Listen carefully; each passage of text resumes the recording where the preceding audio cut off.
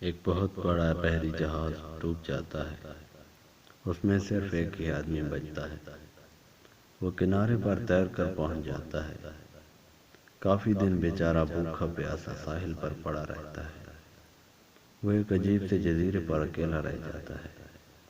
آخر کار اپنا ایک ہٹ یعنی جھونپڑی تیار کرتا ہے، جھاڑیاں اور تنکے اکٹھے کرتا ہے اور اپنے لیے ایک چھت بنا لیتا ہے۔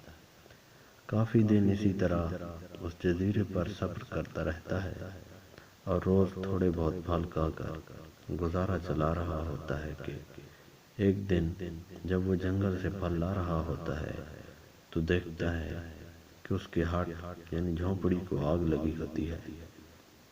وہ بہت دل برداشتہ ہوتا ہے اور سوچتا ہے کہ اے خدا، میرے ساتھ ایسا کیوں کر رہا ہے۔ وہ بہت روتا ہے اور روتے روتے سو جاتا ہے۔ جب اس کی آنکھ کھلتی ہے تو دیکھتا ہے کہ ساحل پر ایک بہت بڑا بحری جہاز کھڑا ہوا ہوتا ہے۔ وہ بہت خوش ہوتا ہے اور اس کی طرف بھاگتا ہے۔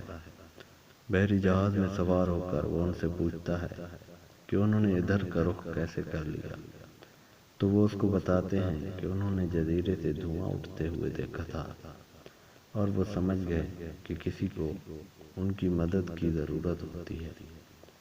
اس آدمی نے دل میں اپنے رب کا شکر ادا کیا کہ اس کا گھر جل گیا، مگر اس میں اسی ہی کی اپنی بھلائی پوشیدہ تھی۔ جو کچھ بھی آپ کے ساتھ ہوتا ہے اس پر پریشان مت ہوں، جب برا بھی ہو تو بھی اس میں بھی کچھ بھلائی ہوگی۔ بھلائی کا پہلو ضرور پوشیدہ ہوگا، بس اپنا یقین پختہ رکھیں، یہ بہت ضروری ہے۔ مزید ایسی ویڈیو کے لیے چینل سبسکرائب کریں۔ شکریہ۔